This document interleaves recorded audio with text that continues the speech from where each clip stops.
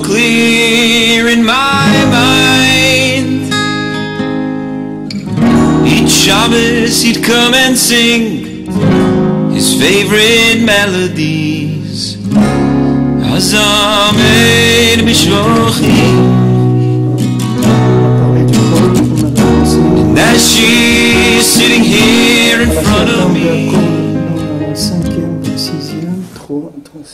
septième ligne, אשר גם בהכל שהוא המלכות בעצמו, נמצא הצער והמכאוב שאין ביכולת לסבול כל המרגיש ויודע בזה. Donc maintenant on a dit dans la voix elle-même, puisque la voix de chacun, le son de la voix, il va exprimer son niveau de malchut. Comme Rabbeinu dit dans Sefer Hamidot que selon le son de la voix de la personne, on peut savoir quel est son degré de Ol Malchut Shamayim, combien il a pris Ol Malchut Shamayim. Parce que dans le son de la voix, dans le timbre, dans le son de la voix, on peut voir combien il y a de degrés de soumission à Hachem. C'est-à-dire combien quelqu'un est arrivé à Chokhmatata, c'est-à-dire à se soumettre à Hachem dans le sensible, dans le pensée, dans le vécu de ce monde. Pas dans l'intellect, parce que l'intellect, ça prouve pas du tout la soumission à Hachem. La soumission à Hachem, dans le vécu, elle va passer par le son de la voix. C'est ça le sort de Rohim et Takolot dans le Matan Torah. Quand il y avait Matan Torah, au moment de Matan Torah, les gens ils voyaient les voix. C'est quoi voir les voix? Comment on peut voir le son? C'est-à-dire que quand maintenant il y a un yichud qui se passe, c'est-à-dire que maintenant, quand quelqu'un il arrive à une soumission totale à Akadosh Baruch Hu, alors lui, il va voir la voix. C'est-à-dire que maintenant, le son et la vue, ça devient une seule chose. C'est-à-dire qu'il n'y a plus de différence entre ce qu'on voit et ce qu'on entend. Parce que dans ce qu'on entend, on arrive à voir. Donc, chacun, selon son degré de soumission à Akadosh Baruch Hu, il a une voix. Dans le son de sa voix, on va sentir combien il est soumis. Alors quand on va entendre la voix de quelqu'un, dans sa voix on va entendre l'expression de combien il est proche ou combien il est loin d'Hachem. Il dit ici que maintenant, Nimsa atzar ve'amarov she'en be'icholet tisbol kol hamargish ve'yodea bazeh.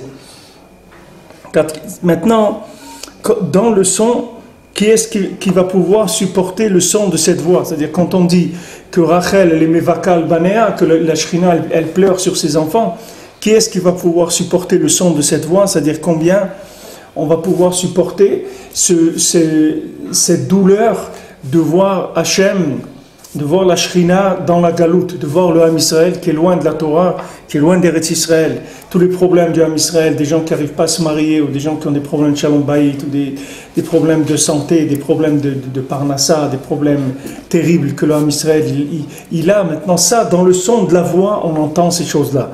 Que les maasés, dans le son de la voix de la personne, on va entendre le cri de la Shrina elle-même, puisque maintenant chaque douleur de chaque individu sur terre, ce n'est que l'expression de la douleur de la Shrina, puisque chaque manque de quelqu'un, c'est le manque de la Shrina. En tout cas, quelqu'un il manque de quelque chose, ce qui manque, c'est qu'il n'a pas comblé la recherche d'Hachem dans ce monde. Avec sa neshama, il n'a pas cherché assez à Kadosh Baruch Hu. C'est ça qui fait un manque. Ce manque dans la Shrina, ça va s'exprimer dans un manque dans sa vie. Tout manque qu'il va y avoir, que ce soit le Rabbeinu rapport, que ce soit le mariage, ou la parnassa, ou la santé, ou les enfants, ou la Torah même, ce dont chacun va manquer dans ce monde, cette expression-là de ce manque, c'est les maasés, c'est la Shrina qui s'exprime à travers la voix de la personne. C'est-à-dire quand maintenant quelqu'un va venir prier, pour demander à Kadosh Baruch Hu, Hachem donne-moi mon zivoug, Hachem donne-moi la santé, Hachem donne-moi la parnassa. Qu'est-ce qu'il fait dans sa voix? Il ne fait qu'exprimer les maasés, le manque de la Shrina. Parce que quand lui il va dire il me manque un zivoug, il manque parnassa, il me manque la santé, etc. Qu'est-ce qu'il y a dans cette voix-là? Il y a Hachem qui dit moi il me manque une maison, moi il me manque que vous ne me reconnaissez pas sur terre. Moi, il me manque que vous ne me cherchez pas. Moi, j'ai créé le monde. Moi, je vous ai créé. Je vous ai donné tout ce que vous aviez besoin pour pouvoir me chercher sur terre. Et les maasés, vous ne me cherchez pas. Alors, quand vous ne me cherchez pas, le manque de recherche d'Hachem, il s'exprime chez vous par un manque. Et ce manque, quand il va s'exprimer comme il faut, c'est-à-dire quand la personne elle va utiliser sa voix pour exprimer le manque, c'est-à-dire elle va utiliser sa tfila pour demander à Kadosh Baruch Hu ce dont elle a besoin, elle ne va pas essayer d'utiliser ses mains pour résoudre son problème. Parce que si elle utilise ses mains pour résoudre son problème, ça veut dire qu'elle n'a pas compris quel était le véritable problème. Si quelqu'un il utilise ses mains, c'est-à-dire l'ishtadlout pour faire ce qu'il a à faire, uniquement l'ishtadlout qui dit que quelqu'un il va essayer de résoudre son problème par des manipulations dans la matière, ça c'est pas quelque chose qui va réparer le monde. Il va peut-être résoudre son problème momentanément, et peut-être que même Akadosh Baruch Hu, si Akadosh Baruch Hu il fait youch sur lui, c'est-à-dire que vraiment Akadosh Baruch Hu dit celui-là il va pas prier, alors Akadosh Baruch Hu peut lui donner même ce qu'il a besoin pour que cette personne-là elle s'éloigne encore plus d'Hachem avec ce manque. Comme on voit que les Avot, ils n'avaient pas d'enfants, on dit pourquoi? Parce que Akadosh Baruch Hu limite avait et tfilatam shel tzadikim. Akadosh Baruch Hu, il aime la prière des tzadikim. Donc il faisait qu'ils n'avaient pas d'enfants. Alors quand ils avaient d'enfants, ils priaient, ils faisaient que prier. Maintenant, chaque fois qu'ils priaient, qu'est-ce qu'ils faisaient? Ils comblaient plus la shrina. Chaque fois qu'on prie, qu'est-ce qu'on fait? On révèle que c'est Hachem qui décide, c'est Hachem qui donne. Donc ça veut dire que maintenant je reconnais que mon manque, les maasés, c'est un manque de connaissance d'Hachem, c'est ça qui me manque, vraiment. C'est pas le zivoug, ou la santé, ou la parnassa, ou la aliyah en Eretz Israël, ou l'étude de la Torah, ou les midot, c'est pas ça qui me manque vraiment. Ce qui me manque vraiment, c'est que je connais pas Kadosh Baruch Hu, c'est ça qui me manque. Alors que dans ma voix, il y a l'expression de Rachel Mevaka al-Banea, Shenam al-Mekomam, que les enfants, ils ne sont pas à leur place. Qu'est-ce que ça veut dire qu'ils ne sont pas à leur place? Ça veut dire qu'ils n'ont pas trouvé Hachem. Ils n'ont pas trouvé leur place sur terre, c'est-à-dire qu'ils n'ont pas trouvé leur contact avec Hachem sur terre. C'est pour ça qu'elle plaît Rachel.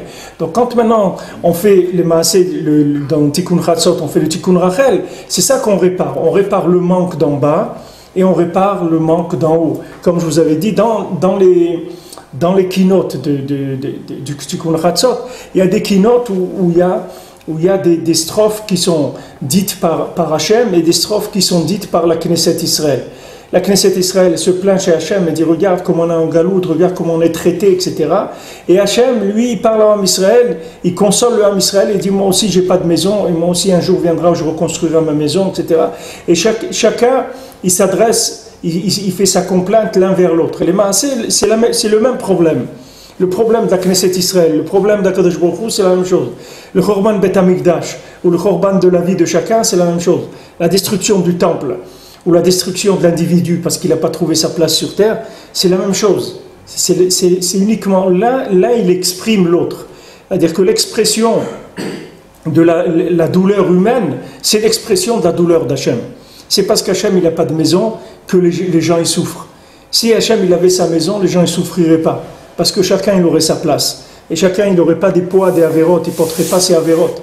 Comme chacun il les porte aujourd'hui, c'est-à-dire que si quelqu'un il faisait une avéra à l'époque du Beth Amikdash, il allait au Beth Amikdash et il faisait ce qu'il fallait pour effacer sa faute, pour arranger ce problème-là.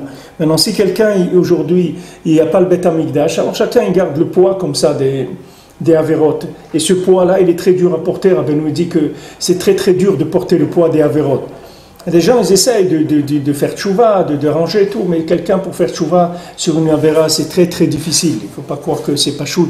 Et même si Akadosh Baruch Hu, il pardonne une avéra, c'est pas, il y a des niveaux de réparation. Comme David Ameler, quand David Ameler il a fauté avec Bathsheba, bien que on dit que celui qui dit que David Ameler il a fauté, il se trompe. Mais David Ameler, il a fait tchouva, il a demandé à Akadosh Baruch Hu de lui dire est-ce qu'il avait fait tchouva. Alors Akadosh Baruch Hu lui a dit oui, David, tu as fait tchouva. Alors après, David Ameler, il a demandé à Akadosh Baruch Hu, lui a dit est-ce que vous pouvez m'écrire, est-ce que tu peux me l'écrire que j'ai fait tchouva. Akadosh Baruch Hu lui a dit ça, je ne le ferai pas. Ça, je ne t'écrirai pas que tu as fait tchouva. Ça, je ne vais pas te l'écrire. Ça, on verra dans l'Olam Haba. Mais pour l'instant, je ne vais pas t'écrire que tu as fait tchouva. C'est pas facile de réparer ce qu'on a à réparer. Alors quand on a fait des avérotes, ça veut dire que vraiment on a utilisé la vie complètement à l'envers. On a mis notre vie de façon complètement retournée. C'est-à-dire c'est ça c'est pas que non seulement on n'a pas trouvé notre makom, on n'a pas trouvé le makom d'Hachem, mais on a trouvé un makom de Acher, c'est-à-dire un makom de Sitra Achara. C'est pour ça que maintenant de trouver son makom, c'est que par la tfila qu'on peut trouver son makom. Pour ça qu'Akadosh Baruch Hu, il dit Beti Beti Tefila Ikarel Kol Ha'amim, qu'Akadosh Baruch Hu, il a donné une maison de prière pour tous les peuples. C'est-à-dire que par la prière, n'importe où quelqu'un est éloigné, n'importe quel galoute, il va pouvoir revenir vers sa place. Trouver sa place, ça veut dire trouver son zivoug. Maintenant, quelqu'un il a trouvé son zivoug, comme on avait vu dans la Torah Vav. Dans la Torah, c'est Pesaïn. C'est quoi la Torah Pesaïn aussi écoutez-moi, nous maintenant, Rabbi nous dit trouver son zivoug. Il y a des gens, ils n'ont pas de zivoug du tout. Ils n'ont pas trouvé leur femme, bichlal. Et il y a des gens, ils ont trouvé leur femme, mais leur femme, elle est mitnagedet. Leur femme, elle, non seulement elle est pas d'accord avec eux, mais elle est contre son chemin. Et il y a des fois où quelqu'un il a trouvé une femme, il s'est marié, et sa femme, elle n'est pas mitnagedet, mais sa femme, elle n'est pas avec lui non plus. Sa femme, elle lui dit, ok, tu fais ce que tu veux, moi je ne veux pas t'embêter dans ta avodat Hashem, fais ce que tu veux, je te respecte, tu veux prier, ou tu veux étudier, ou tu veux travailler, fais ce que tu veux faire, moi je suis d'accord, il n'y a pas de problème. Elle le laisse faire ce qu'il veut. Ça, c'est une madriga de zivoug encore. Mais il y a la madriga de zivoug amiti, c'est pas ça. La madriga de zivoug amiti, c'est que la femme, elle est nichlelet dans son mari complètement. C'est que la femme et le mari, ça devient une seule chose. Ça devient un yichud mamash. Un yichud mamash, ça veut dire qu'elle est entièrement avec lui. C'est pas qu'elle le laisse faire ce qu'il veut. C'est-à-dire qu'elle est entièrement avec lui. Elle est entièrement dans son inyan à lui. Ce qu'il fait, elle est présente avec lui. C'est-à-dire qu'elle qui représente Malchut, elle est entièrement avec lui. Alors ça veut dire qu'il a trouvé son makom. Ça s'appelle qu'il a trouvé son makom. Tant que quelqu'un n'est pas arrivé à ça, ça veut dire qu'il n'a pas trouvé encore son makom, il n'a pas trouvé encore son zivoug. Même s'il a trouvé la femme, la femme qui est sa femme, c'est elle sa femme. Mais pour l'instant, il n'est pas arrivé à la découvrir complètement de manière à ce qu'elle s'inclue en lui. Il n'est pas arrivé à la convaincre. Il n'est pas arrivé à ce qu'elle ait tellement confiance en lui, qu'elle se sente complètement absorbée par son inyan à lui, qu'elle s'inclut complètement en lui. Donc même si quelqu'un il est marié, il ne faut pas croire que les gens qui sont mariés, ils sont sortis du problème plus que les gens qui ne sont pas mariés. Quelqu'un il peut être marié et il fait avec sa femme, il a deux vies. Sa femme elle est dans les magasins et lui il est dans le Beth Midrash. Sa femme elle a sa tête dans la rue et lui il a sa tête dans la synagogue. Alors pour l'instant, il n'y a pas eu encore de zivoug, ça ne s'appelle pas un zivoug. Ça s'appelle un zivoug, une préparation, mais ce n'est pas un zivoug. Zivoug amiti, c'est quand quelqu'un il est arrivé, est-ce qu'elle s'inclut en lui complètement, qu'il n'y a plus rien qui accroche. C'est-à-dire c'est entièrement dedans et c'est que, au contraire, tout ce qu'elle peut faire pour l'aider à grandir, elle va le faire. Ça veut dire qu'il est arrivé au tikkun de Chokhmat Tata, qu'il a arrangé Malchut Beshlemut. Alors maintenant, ça va se manifester dans sa voix. Dans sa voix, vous allez entendre combien il a pu arriver à se soumettre à Hachem, c'est-à-dire soumettre à la Shrina. Et ça va se manifester par la soumission de son épouse, c'est-à-dire par la participation totale de son épouse à ce qu'il est en train de faire dans Avodat Hachem. Donc maintenant, quand quelqu'un il voit que des problèmes du côté féminin, c'est-à-dire qu'il y a du problème du côté de la matière, ou du côté des nations, c'est la même chose. Quand quelqu'un il voit qu'il y a des problèmes pour s'installer en Eretz Israël, que la vie en Eretz Israël elle est difficile, qu'il y a beaucoup de gens qui sont contre le Ham Israël en Eretz Israël. Tout ça, c'est uniquement des manifestations de la Shrina. C'est pas des choses. Il ne faut pas croire qu'il y a des Umot HaOlam, c'est les nations qui nous embêtent, etc. C'est pas les nations, c'est que nous, on n'est pas à notre place. C'est-à-dire, bien qu'on soit venu en Eretz Israël, qu'on est là, mais on n'est pas encore Nechlal dans Eretz Israël, on n'est pas inclus dans Gdushat Eretz Israël. Et la terre d'Israël, c'est pas comme une terre de Chutz Laaretz. On parle, quand quelqu'un il quitte Eretz Israël, on ne dit pas il a voyagé, il est parti en Birmanie ou il est parti au Kazakhstan. On dit il est parti en Chutz Laaretz, c'est tout. Ça suffit. Quand on dit Chutz Laaretz, ça suffit. Quand quelqu'un il sort d'Eretz Israël, on lui change sa neshama. La neshama, quelqu'un il est en Eretz Israël, il ne peut pas l'exporter. Elle ne sort pas d'Eretz Israël. Il y a une neshama pour d'Eretz Israël. De la même manière que quand quelqu'un vient vivre en Eretz Israël, pas quand il vient en touriste, il vient vivre en Eretz Israël, c'est écrit dans les Sfarim, dans Chesed Avraham Azoulay, il dit, le grand-père du Chida, il dit que maintenant, quand quelqu'un vient vivre en Eretz Israël, la première nuit où il dort en Eretz Israël, on lui change sa neshama. Il reçoit une neshama d'Eretz Israël. La neshama d'Eretz Israël, c'est pas une neshama comme de Chutz La'aretz. C'est une âme qui est entre les deux mondes. C'est pas une âme qui est une âme complètement adaptée à la terre de ce monde.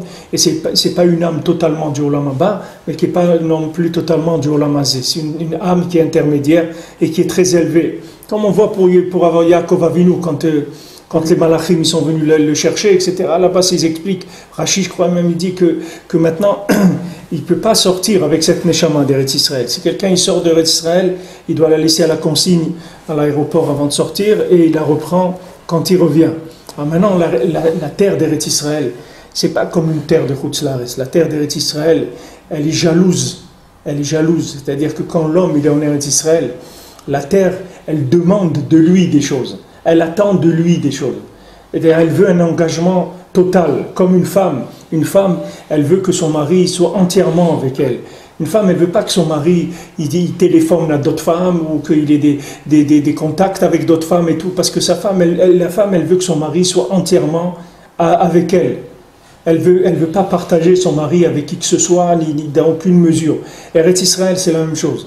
Eretz Israël, elle veut un juif entièrement avec elle, avec la terre d'Israël. Et la terre d'Israël ne va pas partager ça avec qui que ce soit dans le monde. C'est pour ça que il y a une recherche en Eretz Israël qui est au-dessus de tout ce qu'on a l'habitude de vivre et d'entendre, etc. Dans le Yom Yom, il faut chercher derrière quel est le message d'Eretz Israël. C'est écrit, la Gemara, elle dit on parle dans l'étude de la Torah, on dit Chavruta ou Mituta, c'est-à-dire que si quelqu'un n'a pas un chaver pour étudier la Torah, c'est la mort parce qu'il n'a pas de quelqu'un avec qui étudier. Alors c'est écrit dans les Sfarim, ça c'est pour Chutz La'aretz. En Eretz Israël, il n'y a pas besoin de chaver. Parce que la terre, c'est un chaver. Tu n'as pas besoin de... C'est-à-dire que la terre, elle est mechaber. La terre, elle est mechaber, l'homme au Ein Sof. Il n'y a pas besoin d'avoir un individu. Parce que la terre, elle englobe tous les individus. La terre d'Israël, elle est au-dessus de tous les individus. C'est pour ça que les Meraglim, ils ont tellement peur d'Eretz Israël. Ils ont dit, c'est quoi cette terre-là?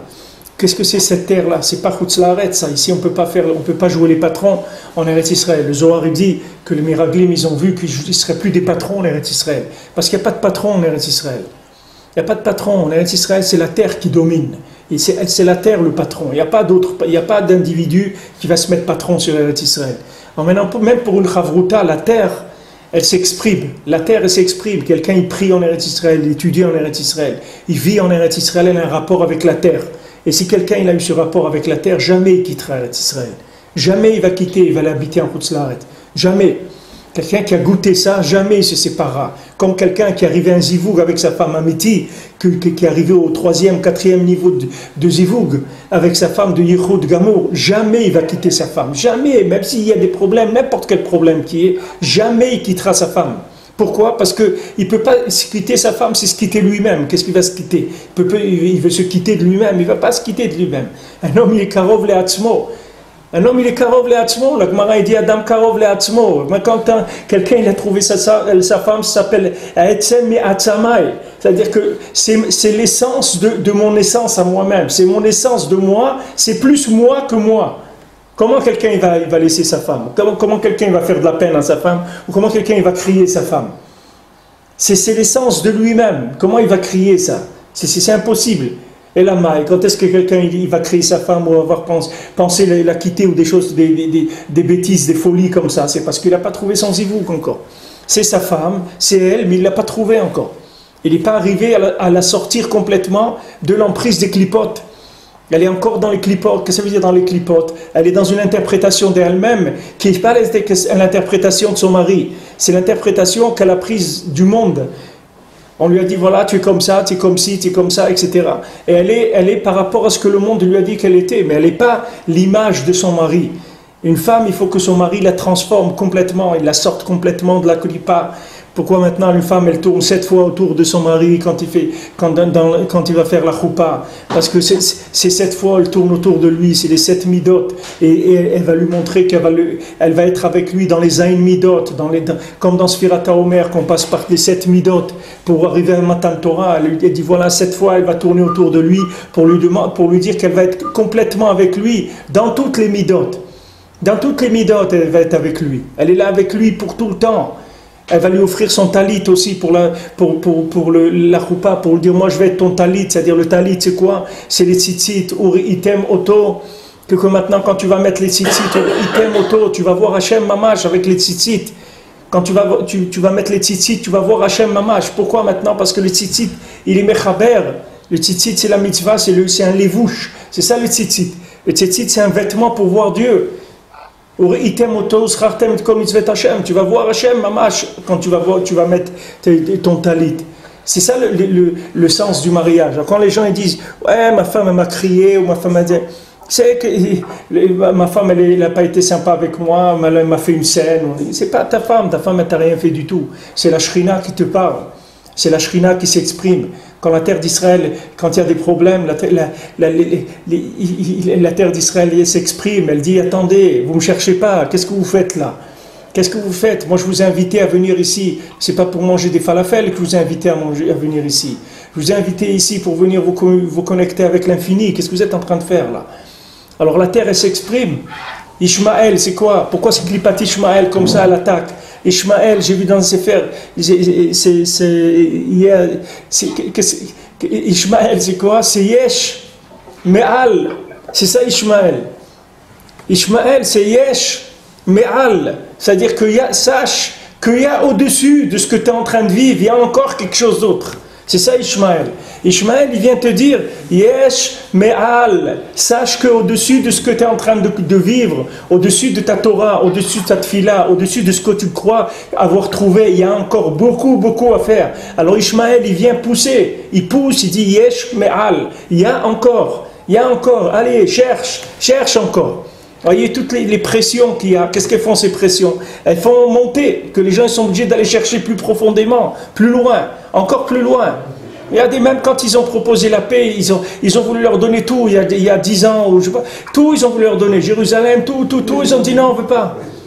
Pourquoi? Parce que ce n'est pas ça qu'ils veulent. Eux, ce qui c'est des shlichim pour qu'on yesh me'al, que savoir qu'il y a encore, il faut monter, il faut aller plus loin. Dans la maison, c'est pareil. Quand quelqu'un voit que sa femme elle n'est pas contente, il ne doit pas lui en vouloir du tout. Il doit pas chercher, c'est pas là qu'il doit chercher. Il doit chercher derrière ça. Pourquoi maintenant le Shrina me dit que je ne suis pas bien, je ne suis pas à ma place, qu'est-ce qui se passe? Alors il va, il parle à Hachem, il dit regarde Hachem, je sais pas, ou je sais que j'ai fait ça, ou que je ne suis pas à ma place, etc. Ah, que je vous aide-moi. Alors là il cherche, il répond aux appels de la Shrina. Il sait que Rachel est vakal banea. C'est pas que Rachel elle a une crise de folie, qu'elle est en train de crier dans la rue. Rachel elle est vakal banea, qui est nena mekomam, elle crie parce qu'ils sont pas à leur place. Elle est en train de crier Rachel. Tout ça, ça s'entend dans le son de la voix de quelqu'un. Tout son makom, tout son shalom baï, tout sa darga de hirat shamaim. Si vous avez un scanner qui sait lire, dans la voix de la personne, vous allez entendre.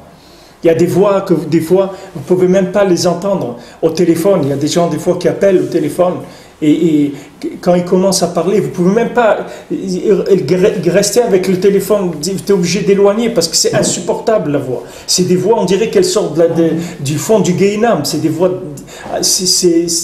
d'horreur comme ça. Des voix horribles. Et c'est plein de choses terribles dans ces voix-là. Elles sont insupportables. C'est des voix, on n'arrive pas à entendre ces choses-là. Et d'un autre côté, il y a des voix nifla meod. Il y a des voix dans lesquelles vous sentez la présence d'Hachem, vous sentez de la hirat shamayim, vous sentez Avet Israël, tout ça vous sentez dans la voix. Alors il dit ici, Gam le fizet avin merachok, brecher otsaot hakol hazeh, qu'on est obligé de faire sortir, que cette voix elle doit sortir. Sheu ke mashal navakim zeh zeh lidgamer meod bekocha ugvurata. C'est comme deux qui sont en train de se battre. Et que maintenant, chacun il essaie de se renforcer avec toutes ses forces, toute l'énergie qu'il a. Peut-être qu'elle va monter, elle va être sauvée par ça, par la voix. Puisque maintenant la voix c'est le pouvoir. Puis que Hachem nous a donné notre force, elle est dans notre bouche. Donc avec notre voix, peut-être en criant vers Hachem, on va être sauvé de cette malchoute-là qui essaie de nous attraper, de ce monde-là qui essaie de nous attraper, de Klipat Esav qui essaie de nous attraper, de toutes les Tavot qui essaient de nous attraper. Peut-être qu'on va arriver avec notre voix seulement. En exprimant notre voix, peut-être qu'on va y arriver.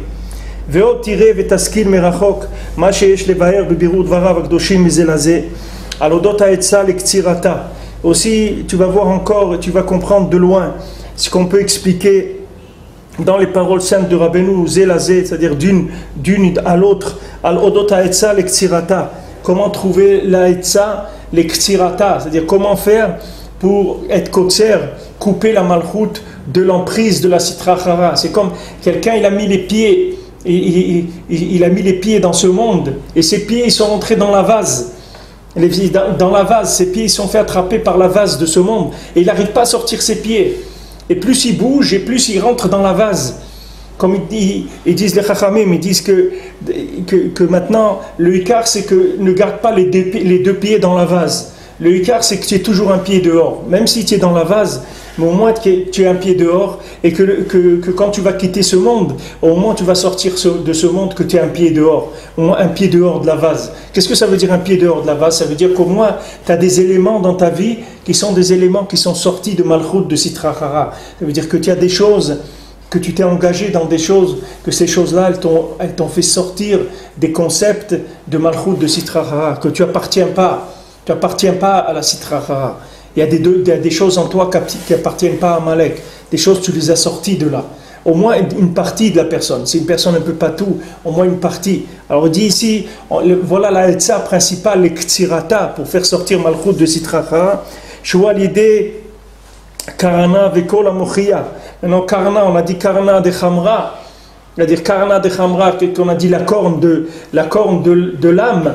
De l'âne, c'est ça Karana de Chamra, avec quoi on va couper la plaine de couteaux, c'est-à-dire comment on va faire sortir le pouvoir d'Hachem qui est tombé dans la Sitra Chara, avec la corne de l'âme. Alors Chamra, c'est le Chomer, c'est-à-dire que maintenant on est tombé dans le Chomer, c'est ça qui nous a fait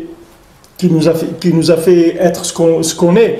Maintenant Karana de Chamra, c'est la voix du Mochiach. Karana de Chamra, c'est la voix du tzaddik qui va venir nous appeler là où on est. Et comme on a déjà parlé de ça, mais je vous le dis par rapport à Matan Torah, c'est que maintenant, quand on dit Ro'im et Takolot, c'est qu'il faut savoir que la voix du tzaddik, c'est pas une voix de voix, c'est une voix de vue. C'est pas une voix qu'on entend, c'est une voix qu'on voit. C'est pas une voix qu'on entend.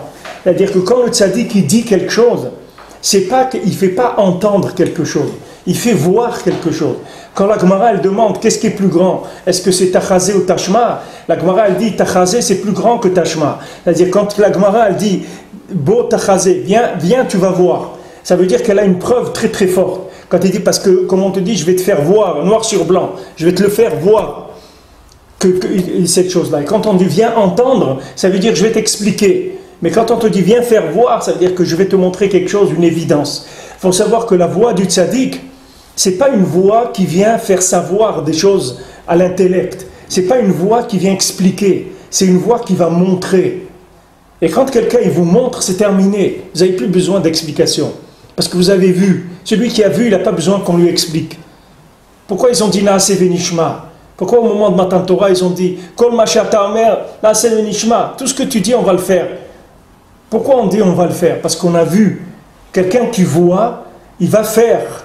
Vous n'avez pas besoin de lui expliquer des choses. Et quelqu'un qui ne voit pas, c'est très difficile pour lui de faire.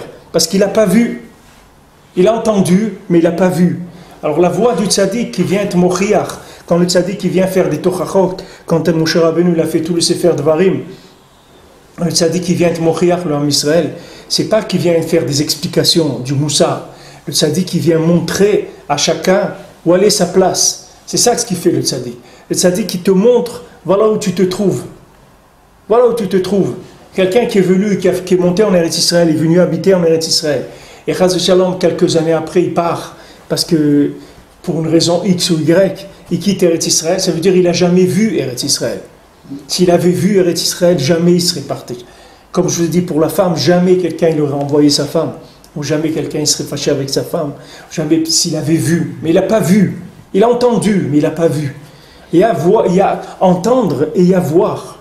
Il y a des sons de voix qui sont des vues de la chose. Ces vues-là, c'est fini. Une fois qu'on a vu, le problème est réglé. Maintenant, le tzaddik, il fait voir. Rabbeinu l'a dit, Parashat Yitro, il y avait un Admour, un grand tzaddik, un Rebbe qui est venu chez Rabbeinu pour passer Shabbat, Parashat Yitro. Et Rabbeinu, il n'a pas dit, Rabbeinu il avait l'habitude toujours le vendredi soir, et Rabbeinu disait une Torah dans le Shabbat. Rabbeinu, il n'a rien dit du tout le vendredi soir. Et Shabbat Mitioti, ils ont fait la Seouda, et Rabbeinu, il n'a rien dit, il n'a pas dit de Torah. Après la Seouda, ils avaient déjà fait Birkat Amazon et tout, et le Rebbe, il est resté assis. Rabbeinu, il ne s'est pas levé. Quand le Rebbe ne s'est pas levé, bien sûr, qui est-ce qui va oser se lever? Tout le monde est resté assis. Ils attendaient. Alors le Admour, quand il était venu, lui aussi, il est resté assis, et tous les Chassidim, ils sont restés assis, Rabbi Nathan, tous ceux qui étaient là, ils sont restés assis. Après le Rebbe, il a commencé à dire une Torah, il a commencé à dire, voilà, même si on vient chez le tzaddik, on n'entend pas une Torah du tzaddik, mais de se voir, d'être vu avec le tzaddik, c'est quelque chose qui est gadol meod. L'irot et tatzmo ima tzaddik. Rabbeinu il a dit toute une Torah après sur ça.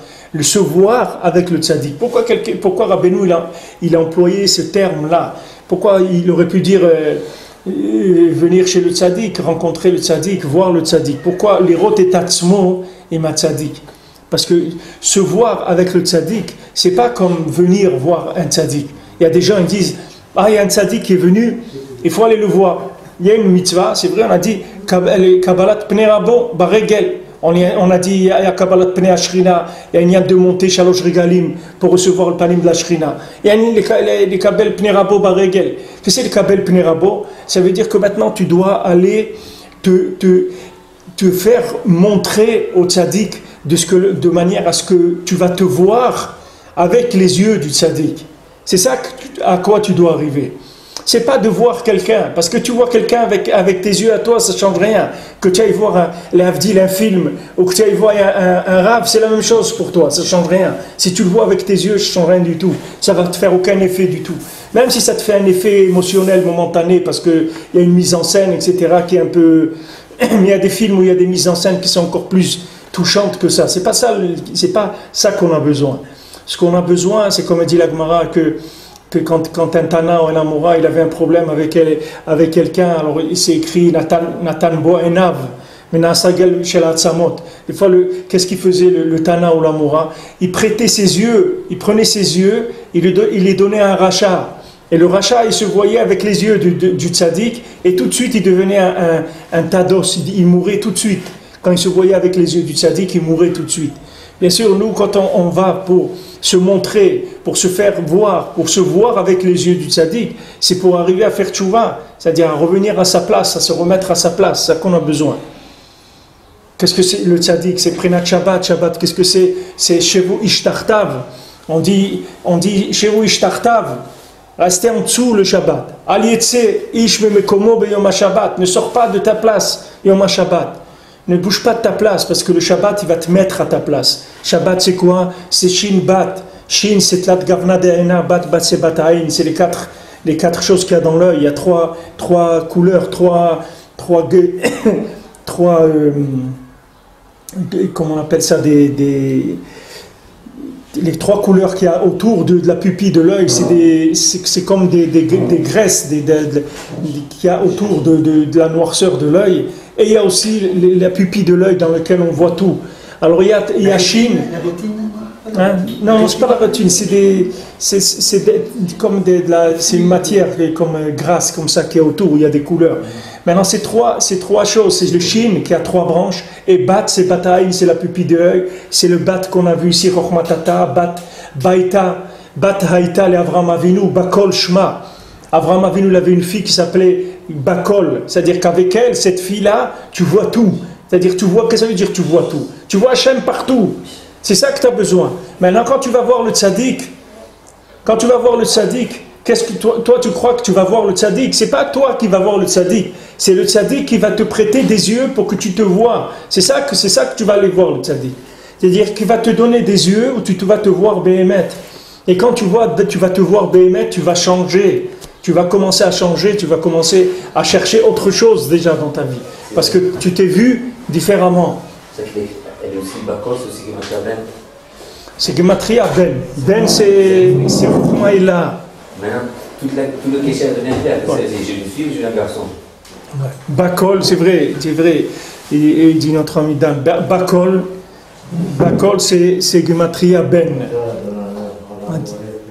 Amen. Alors on dit quoi? Que Abraham Avinu, il avait une fille, Bat Haïtal Abraham Avinu, et qu'elle s'appelait Bakol Shema. Son nom c'était Bakol. Et Bakol c'est Gematria Ben. Alors c'est une fille ou c'est un garçon? Alors c'est une fille et un garçon en même temps. C'est-à-dire c'est une fille par rapport au Lamazé et c'est une fille par rapport au Lamamba, puisque puis Ben c'est le lien de Zachar, Zikaron Dalmadeate, c'est-à-dire c'est la vision de Chokhmaïla que on a grâce au Ben. Maintenant nous on a besoin de cette vision des choses. Alors le Rebbe il a dit là-bas, Rabbi Nathan il dit quand dans ce Shabbat de Parashat Yitro, il dit quand le Rebbe il a dit cette Torah, après il a dit comment chaque Torah que le Rebbe il a dit, chaque Torah Kim'at, cette Torah jamais elle allait venir dans le monde. Il dit que jamais le Rebbe il a dit une Torah Benachat, puis il est venu, il a dit bon allez je vais vous dire une Torah. Jamais ça a été comme ça. C'était des guerres, c'était des mondes qui se retournaient, des choses incroyables qui se passaient avant que le Rebbe dise une Torah. Parce que c'est pas des Torotes de quelqu'un qui vient te dire un petit chidouche sur la paracha avec une gematria ou un truc, c'est écrit comme, c'est pas ça la Torah de Rabbeinu. La Torah de Rabbeinu c'est une Torah de voir, c'est pas une Torah d'entendre. C'est une Torah de voir, c'est-à-dire c'est une Torah, une fois que le Rebbe il a descendu, que tu rentres ton moach dans cette Torah, quand tu rentres ton cerveau dans cette Torah. D'ailleurs cette sikha dans le Chaim Moran, dans Parashat Yitro, c'est le passage moach dans Chaim Moran, c'est 48. Quand tu rentres le moach dans la Torah de Rabbeinu, quand tu utilises ton cerveau pour rentrer dans la Torah de Rabbeinu, ton cœur pour rentrer dans la Torah de Rabbeinu, qu'est-ce que ça? Tu vas devenir, c'est une Torah qui va te changer, parce qu'elle va te faire voir qui tu es. C'est pas une Torah qui va t'informer. Qu'est-ce que tu veux que je fasse avec des chidushim? Tu peux me dire 1000 chidushim, mais moi je reste le pauvre type comme j'étais avant. Qu'est-ce que tu veux que je fasse avec des chidushim? C'est comme il y a des livres, je sais pas des livres, il y a un journal qui sort en France où tu as les 20 plus grandes fortunes de France ou les 100 plus grandes fortunes de France. Alors tu lis, tu vas lire ce journal-là, ce magazine, tu vas voir les 100 plus grands riches qu'il y a en France, voilà ce qu'ils ont. Et qu'est-ce que tu veux que je fasse avec ça? Une fois que j'ai fini ça, qu'est-ce que je fais? Je vais me prendre mon Nescafé avec ma bouilloire électrique et je vais baisser mon store qui est à moitié cassé. Et je passer 5 minutes pour ouvrir ma porte parce que la serrure elle ne marche pas bien depuis 10 ans déjà. Et le chauffage il ne marche pas. Moi j'ai ma vie, qu'est-ce que tu veux que je fasse avec ça? Qu'est-ce que tu veux que je fasse avec ça? Ok, tu vas me dire des beaux chidushim. C'est nifla, je suis d'accord avec toi, c'est beau. C'est beau la Torah, c'est magnifique. Mais moi qu'est-ce que tu veux que je fasse? Comment tu vas me changer à moi? Il faut que tu me montres que moi je suis dans ce chidouche, ou que ce chidouche il est en moi. Machéou, fais-moi un rapport avec ces choses-là. Fais-moi que j'ai un rapport avec cette... Où il est mon rapport avec cette Torah-là? C'est ça que j'ai besoin. Donc j'ai besoin d'une Torah de vue, pas une Torah d'entendre. J'ai une Torah qui me fait voir, que je me suis vu là-dedans, je me suis reconnu. Quelqu'un il a vu une photo avec 1000 personnes et là-dedans il s'est reconnu lui-même. Il s'est vu qu'il faisait partie de cette chose-là. C'est-à-dire il a vu qu'il a sa place dans la Torah. Il a vu qu'il a sa place dans le monde, qu'il a la place dans la Torah. Et il sait pourquoi il est venu ici. C'est ça que le tzaddik lui donne. C'est pour ça que chaque Torah, il dit que là-bas, Rabbi Nathan, chaque Torah c'était un nes quand elle s'est dite. Mamash un nes. C'était avec des choses incroyables. Il dit parce que combien de mondes, des olamot, les elionim, les tartonim, des mondes supérieurs et des mondes inférieurs, ils dépendent de cet enseignement-là de Rabbeinu. Combien de chaque enseignement qu'il a donné. Alors quelqu'un, c'est pour ça que des fois Rabbeinu, il faisait comme il dit dans la Torah, il dit soyez des fois, comprenez-moi, il dit Rabbeinu que des fois je vous dis des choses qui sont désagréables, que je vous parle des fois d'une façon un peu, je vous secoue un peu, et parce que le Rebbe il a fait descendre des choses. Il dit des fois, il dit quoi? Avec les Torotes que je vous ai amenées, vous faites encore des avérotes. Il dit, je comprends pas que vous faites encore des avérotes, je comprends pas que vous trouvez un goût à aller faire des avérotes avec ces enseignements que vous avez amenés dans l'Olam. C'est-à-dire que normalement, si quelqu'un rentre là-dedans, il ne peut plus faire des avérotes. Le Olam Hazé, c'est plus rien pour lui. Ça ne veut plus rien dire du tout. Il est que connecté avec Hachem en permanence. Il n'a plus du tout ces inanimes des avérotes, des choses de ce monde. C'est plus rien pour lui. Il n'y a que Hachem. Il voit Hachem. Mais si quelqu'un ne voit pas, tu peux lui dire toute la journée c'est pas bien, c'est pas bien, c'est pas bien. C'est quelque chose ça veut rien dire pour lui. Ok, tu lui as dit c'est pas bien, d'accord. Il a compris, c'est pas bien. Maintenant, comment tu veux qu'il fasse? Comment tu veux qu'il fasse? Comment il va être Mekayem? Est-ce que Rabbi Yosef Karo dit que tu dois faire Kriyat Shema, Beretet, Bezia, Bepachad, Bir, Ad Hashem? Comment il va faire ça? Lui, il fait schéma comme ça. Qu'est-ce que tu veux qu'il fasse? Où il va rentrer dans un schéma Israël comme ça? Où il va rentrer? Tu avais des Breslevers quand ils faisaient la tefila, les gens ils tremblaient, tous les gens. Rav Baruch Berditchever, il dit si jamais quelqu'un il était dans le coin quand il faisait la tefila, mais une personne elle pouvait mourir d'entendre la tefila de Rav Baruch Berditchever. Il dit même quand il avait le yortzeit, la skara de ses parents, il ne pouvait pas faire Shaliar Tzibour. Les gens ne pouvaient pas tenir quand ils faisaient la tefila. Alors il faisait que la partie après Ashrei ou Balet Zion, c'est-à-dire après le Tachanoun, il faisait que cette partie. Il dit chaque mot, c'était comme, c'était incroyable. Les gens qui racontent ça, ils disent je ne peux pas vous raconter. Si quelqu'un n'a pas entendu ça, il ne sait pas ce que c'est. Mais c'est des tefilotes. Qu'est-ce que c'est la tefila de quelqu'un qui voit? Ça n'a rien à voir avec quelqu'un qui ne voit pas, ça n'a rien à voir. Même quelqu'un, il a entendu des choses. Il a entendu la Torah, il a fait des livres de Moussa, il a entendu beaucoup de choses, mais il n'a pas vu, il n'a rien vu. Il faut voir. La Torah de Rabbeinu, c'est une Torah de vision des choses. C'est une Torah de vision des choses. C'est ce qu'il a dit à Yitro, il a dit à Moshe Rabbeinu, il dit tu peux pas. Tout seul, tu peux pas. Tu as besoin des gens qui vont faire descendre la Torah en bas, tu peux pas, il faut des saré élèves, il faut des saré meot, il faut des saré chamishim, il faut des saré asarot, il faut des gens qui soient metzamtzem, il faut battre, il faut descendre, il faut des enseignants, tu peux pas enseigner à tout le monde. Toi tu vas enseigner aux princes de 1000, les princes de 1000 c'était des gens très grands. Rabbeinu l'a dit que le Balatania c'était un prince de 1000. Le prince de 1000 c'est pas Moshe Rabbeinu, mais c'est quelqu'un de très grand, un prince de 1000. Alors, prince de 1000, il y en avait 600, puisqu'il y avait 600 000. Il y avait 600 princes de 1000. Après ces princes de 1000, eux, ils transmettaient la Torah de Moshe aux Saréméot, aux princes de 100. Et les princes de 100, ils transmettaient à 50, et après à 10. Et 10, ils se transmettaient à individus. C'était les Tzimtzumim. Les Tzimtzumim. Yitro lui a dit, tu peux pas, tu vas être mitmotet. Il dit, tu vas pas tenir, tu pourras pas. Tu ne pourras pas arriver jusqu'au plus petit. Tu as besoin que ça passe par ce système-là, de Tzimtzum. Même le Rebbe, il a dit, s'il n'y avait pas Rabbi Nathan, il ne serait rien resté de moi. Pourtant, le Rebbe, qu'est-ce qu'il a amené dans le monde? Des torotes comme ça extraordinaires. Mais comment tu vas rentrer dans ces torotes-là? Comment tu vas rentrer, Bichlal? Qu'est-ce qui va te faire rentrer là-dedans? Il faut un Rabbi Nathan pour rentrer là-dedans. C'est pour ça que c'est lui-même qui les a écrits. Rabbeinu voulait que Rabbi Nathan les écrive. Pourquoi Rabbeinu a un problème d'écrire? Des fois, lui-même, il avait sa Torah écrite et il a dicté à Rabbi Nathan pour que ça passe par Rabbi Nathan et que ça soit écrit par Rabbi Nathan. Parce que déjà, le fait que ce soit Rabbi Nathan qui l'écrit, ça a déjà rentré dans l'éternité du monde. C'est-à-dire ça s'est déjà inclus dans la vie de chacun dans le monde. Le fait que ça vienne de façon écrite par un élève. Ouais, c'est un smicha, c'est un appui, c'est le corps du Rav qui passe dans le Talmud. Alors maintenant, ça, on a besoin d'entendre cette voix-là, c'est-à-dire d'entendre cette voix qui est une voix de vision des choses. C'est pas une voix c'est pas une voix de son, c'est une voix où tu vas voir des choses. Ce qui dit ici, après, là-dedans, tu vas entendre la voix du Mochiach. Cette voix de Mochiach, du tzaddik qui va te faire une tochacha, il va te montrer les maasés, qui tu es. C'est ça la tochacha du tzaddik. Tochacha, c'est pas qu'il va venir te dire pourquoi tu as fait ça, tu n'as pas fait ça. Il va te mettre à ta place, tu vas voir ta place.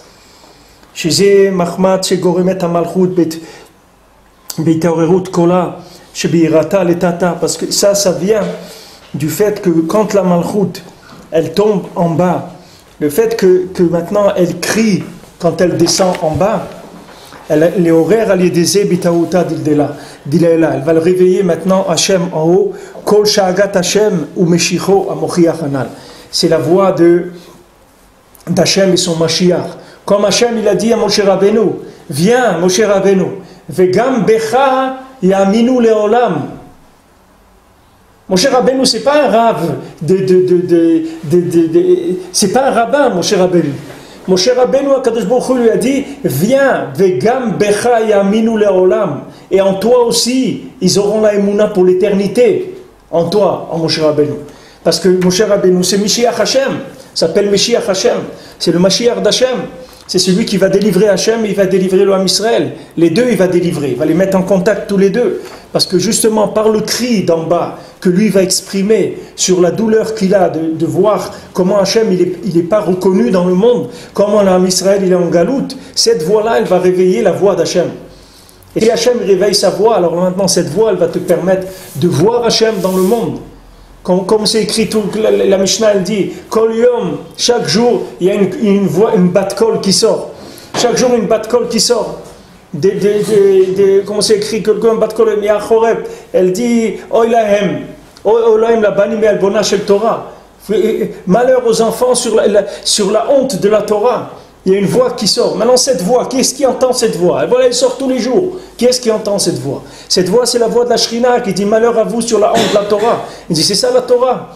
C'est ça ce que j'attendais de vous. La Shrina, elle crie. La Shrina, elle crie. Mais il y a cette bat-kol, il faut l'entendre. Pour que tu l'entendes, c'est que Moshe Rabbeinu qui peut te faire entendre cette voix. Quand Rabbeinu il sortait de Mikveh à Shavuot, il demandait aux gens, vous avez entendu les voix? Les jeunes, ils ont entendu, comment vous n'entendez pas? C'est des cris terribles. Rabbeinu il entendait les voix de Matan Torah le jour de Shavuot. Lui, il était dans Matan Torah. Et alors, il entendait toutes les colonnes de Matan Torah. Le tzaddik, lui, il entend. C'est Meshiach Hashem. Lui, il est en haut. C'est Isha Elohim. Il est en haut. Et lui, il peut transmettre à chacun. Quand il voit que chacun il cherche, lui aussi. Alors, c'est pareil. Quand maintenant le Mashiach lui crie, quand le tzaddik il crie, il pleure sur la Shrina, alors il fait que Hachem lui-même il se met à hurler, et quand maintenant Hachem il se met à hurler, ça fait que maintenant ça peut descendre plus bas, qu'après chacun il ressent qu'il n'est pas à sa place, et chacun il se met à crier dans sa prière, et quand il se met à crier dans sa prière, alors lui aussi le tzaddik il l'entend, et il va le sortir de là où il est. Et comme ça, c'est Mishtalchel dans tout le Ham Israël, que chacun là où il est, c'est ce qu'il peut faire, c'est uniquement lever sa voix vers Hachem, demander à Kadosh Baruch Hu de le sauver. C'est la seule chose qu'il peut faire, il ne peut rien faire d'autre. Et maintenant, jusqu'à qu'on entende sa voix, c'est tout. Jusqu'à que Menachamaim, sa voix, elle va marquer quelque part vers celui qui peut lui amener la Yeshua. Chacun, il est nichlal dans le tzaddik. Le tzaddik, il a les 600 000 neshamot du Ham Israël. Mais il faut uniquement que le tzaddik qui décide de faire voir la personne. Et si le tzaddik qui fait voir à quelqu'un, ça prend une seconde pour que quelqu'un ait fait tchouva, pas plus qu'une seconde. Il n'y a pas besoin de plus. Il suffit qu'il lui montre, c'est tout. Et ça, quelqu'un il a eu pour faire tchouva une fois, mais il peut l'avoir tous les jours, ça. Tous les jours, il y a Chatzot, il y a Tikkun Rachel, Tikkun Léa, on peut se lever et crier sur Korban Bet Hamikdash, sur Korban de soi-même. Comment je suis dans la Torah et j'arrive pas encore à faire ça comme il faut, j'ai encore des tahavot et tout. Hachem, Oshéana, aie pitié de moi, ne me laisse pas comme ça. Et cette voix-là, elle va réveiller la voix d'en haut, que cette voix, quand elle va se manifester, elle va nous faire voir où on se trouve. Et si on voit où on se trouve, tout de suite, on trouve la porte pour sortir et on avance. Bezrat Hashem.